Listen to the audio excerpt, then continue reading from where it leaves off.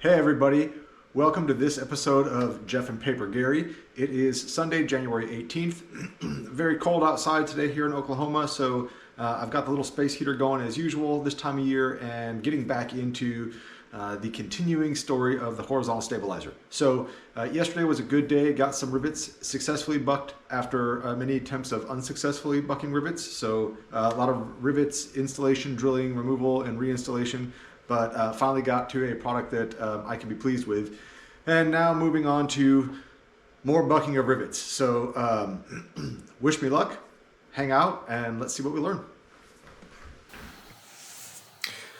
So a little bit to unpack here, right? Let's talk about riveting for a minute. This is one of those things that I learned many years ago, 20 plus years ago when I was in college working towards my degree and my A&P certificate.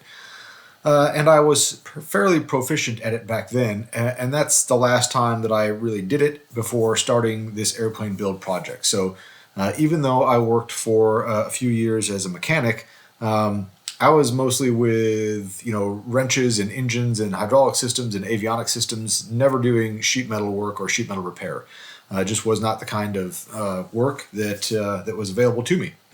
So when I started this project, it was a whole new learning curve over again for me to remember how to rivet. And I bought plenty of practice kits, thinking that money spent on practice kits will save me from damaging and destroying parts that I would then have to go buy from vans. Well, if you're following along with these videos, you know that really wasn't the case.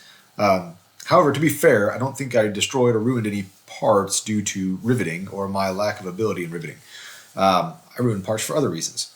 So I can equate riveting to MIG welding. If you've ever tried to teach yourself MIG welding, you can spend a lot of time with a machine doing some trial and error stuff and trying to teach yourself and burning through lots of scrap metal and steel and getting frustrated and not having good welds. Or you can come and have somebody come by and show you how to set up that machine and teach you a few things. And then your learning curve it becomes much different, right? You get on a much higher trajectory to get over that curve. And riveting is the same way, right? You can fight with air pressure and gun settings and cup sets and bits and bucking bars and all the technique and everything. And that's a lot of frustration, and it doesn't really get you anywhere until you get a person in there that just says, well, hey, here's what you need to do. Now, for those of you that are curious, not a whole lot of adjustment to the gun. I'm not one of those kind of people that change their pressure settings for -3 versus -4 or this or that. And this is kind of the advice that my technical advisor gave me, right?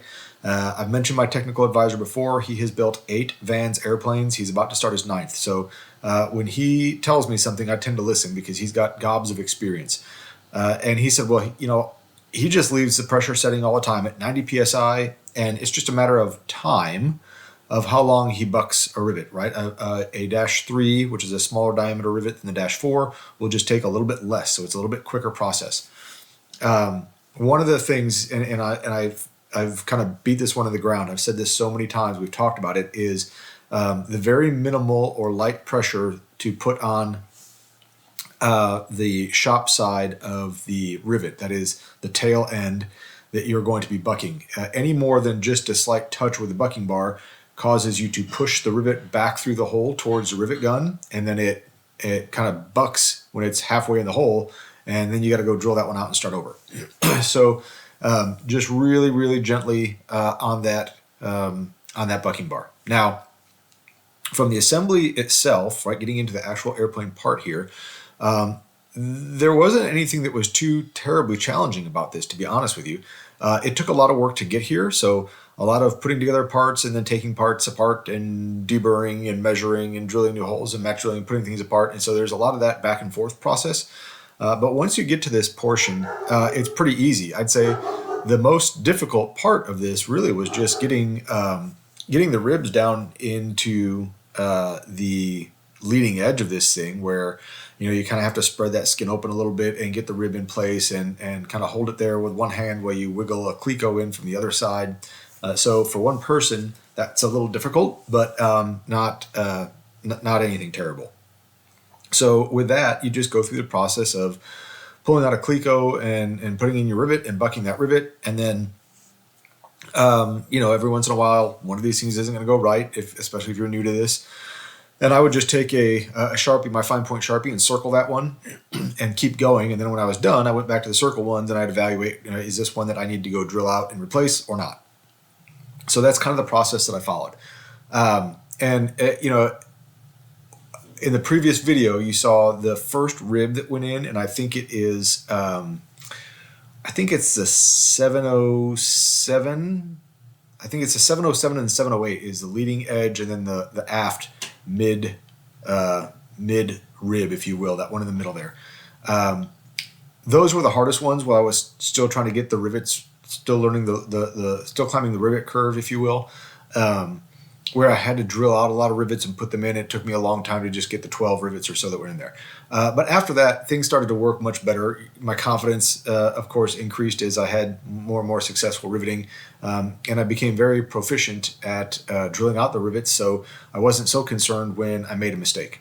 Now, you might have seen me just there, if you noticed, putting in a drawdown calico.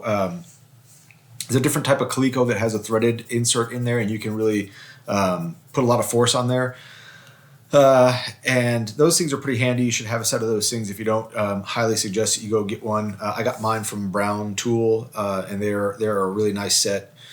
And they're really helpful. Some of these holes or some of my calicos were just kind of weak, and they weren't really holding in there real well. So every once in a while, you'll see me put one of those drawdown calicos in there when I really want to get a good grip on those things. So the worst part about this, and pardon the camera angle, it's kind of hard to get down and get a good view of this thing, is just being on your knees, having to rivet this thing. So on the bench was probably just a little too tall for me to get my arm down in there.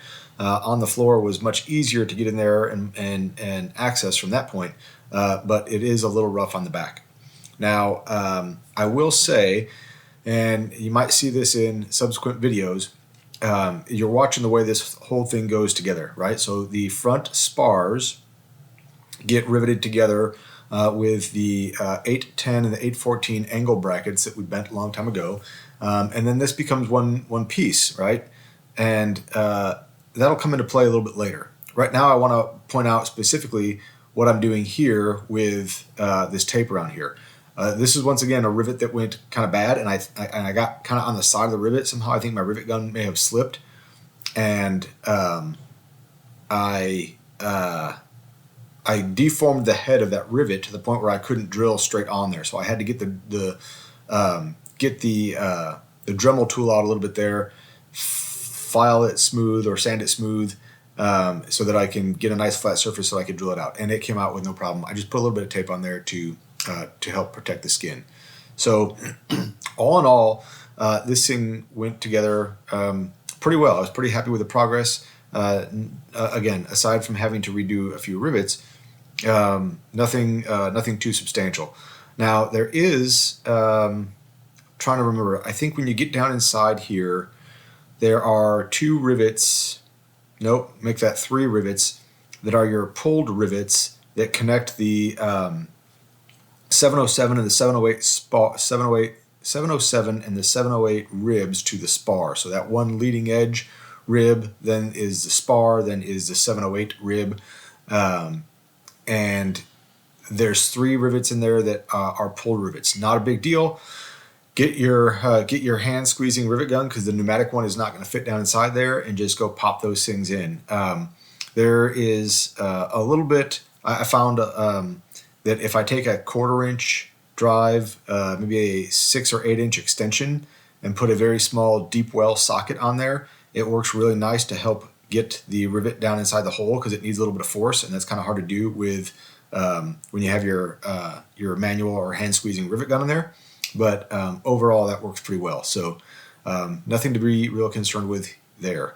So folks, that's about it. Trying to get a view of the inside here as I buck these things. I'm not sure how this is going to turn out, but that's really it. Just resting that rivet, that bucking bar on there very gently, and going through those things one by one. So that's that's all. I'm going to turn it back over to live action Jeff here in a minute, and he'll handle the outro and a little bit of recap from what we just did. So thanks for tuning in, everybody. We'll see you again soon.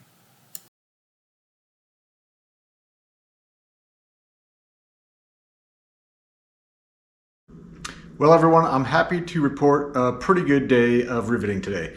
So had a couple of errors, as you saw, and I had to go drill out some rivets. I think at this stage of the game, that's pretty par for the course, but not bad. Now, you will have noticed that I used some unorthodox means of removing some of these rivets.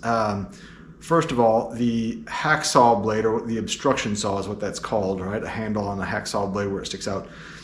Not something that you should use. The head of that rivet was pretty deformed and slanted, so there was no way that I was going to get a drill on there and drill through the center of that. Now, when it comes to successful removing of a rivet, 50% of it, in my personal opinion, counts on or depends on center punching that rivet just perfectly in the center. The other 50% depends on holding the drill in the center, right? Because just because you center punched it doesn't mean that your drill bit is automatically going to stay there. So you get those two things right, the rest of the rivet removal is easy.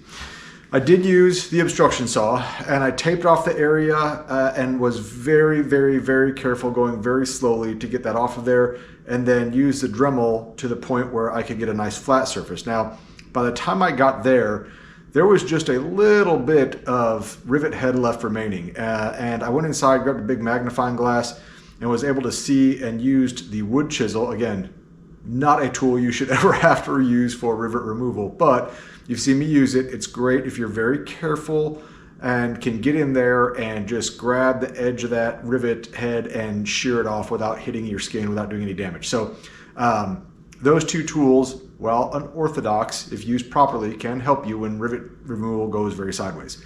The other thing that you saw me use, pardon my reach here, are these highly modified pair of diagonal cutters. Now, if you started to research and you're thinking about building your own airplane, you may have looked into tools and seen that this is one of the essentials. You take a pair of diagonal cutters to your grinder and you grind off the back side of this. Why do you do that? Well, it allows you to get really flush close up to the skin and grab hold of rivet heads. The way these things are normally designed, there's a recess in there so that you couldn't do that. Maybe, I don't know, it's pretty minor, but it's enough to prevent you from getting right up against the skin and grabbing hold of that rivet. Now, this is great for going on the back side of the rivet after you've removed that head and just wiggling out the tail end of that rivet. It's kind of like pulling one of your kid's teeth, right? It's tough for a minute and then it wiggles and just comes right out. So great tool, and the reason you use this, and we talked about this in the previous video, is you have to be very careful of the flanges of the ribs when you're removing rivets. If you start in there with your punch and you start banging on that rivet, trying to force it to go through, you're going to get to a point where it's very difficult to repair that. And it's going to cause you some problems because you certainly don't want to have to drill out all the rivets you installed so you can go back and bend that flange. Now, if you remember the other day, I used a little block of wood to wedge in there to hold it in place while I riveted, and all was good. But you want to be really careful that you're not bending those flanges on the inside of there. And so this tool comes in handy to do that. So overall, I made good progress. I'm out of time today. I've got some things that I have to go take care of that are non-airplane. And there are a few rivets that I still need to drill out and replace. So I'll take a note and I will inspect the horizontal stab the next time we get in the garage here and go remove those. That might be something I knock out during the week. That way I'm ready for something else when it comes weekend, which is a primary time of my building. So thank you all again for watching. I really appreciate everybody tuning in. Please like, share, subscribe, and until next time, take care of yourselves and each other. Jeff and Paper Gary out.